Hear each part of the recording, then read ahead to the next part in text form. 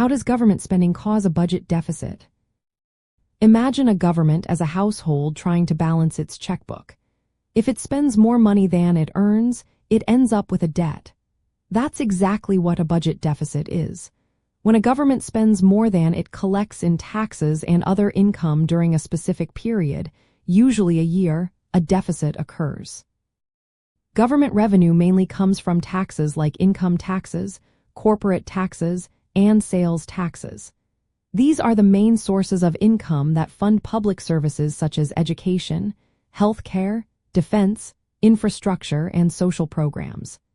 When the total spending on these activities exceeds the total revenue, the government needs to borrow money to cover the gap. Each year, governments plan their budgets based on expected revenue and spending.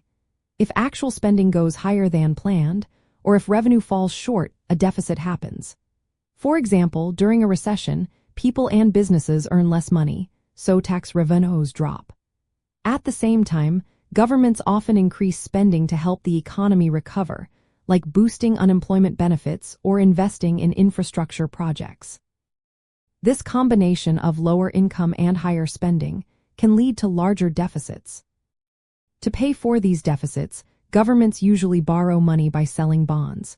When they do this repeatedly over time, it adds up to what is called the national debt.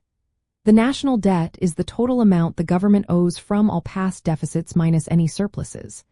While a single year's deficit is a flow, meaning it measures the shortfall during that year, the debt is a stock, showing the total owed at any point in time.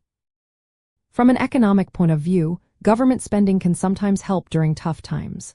When the economy slows down, increased government spending can boost demand, support jobs, and keep the economy moving. This idea comes from Keynesian economics, which suggests that government intervention can help stabilize the economy. But if deficits stay high even when the economy is doing well, it can lead to more debt. This can make borrowing more expensive, as higher debt might push up interest rates and crowd out private investment. It's also important to understand the difference between cyclical and structural deficits.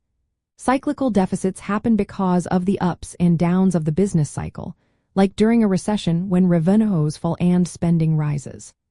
Structural deficits happen when spending consistently exceeds revenue, even when the economy is healthy, often due to long-term policy choices or demographic changes.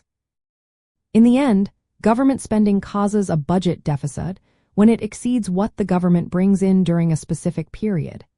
This is a key part of fiscal policy, which is how governments manage their spending and taxes to influence the economy. While deficits can be useful during economic downturns, persistent deficits can limit future options and increase the overall debt. Understanding this connection helps us see how government decisions impact economic stability and growth over time.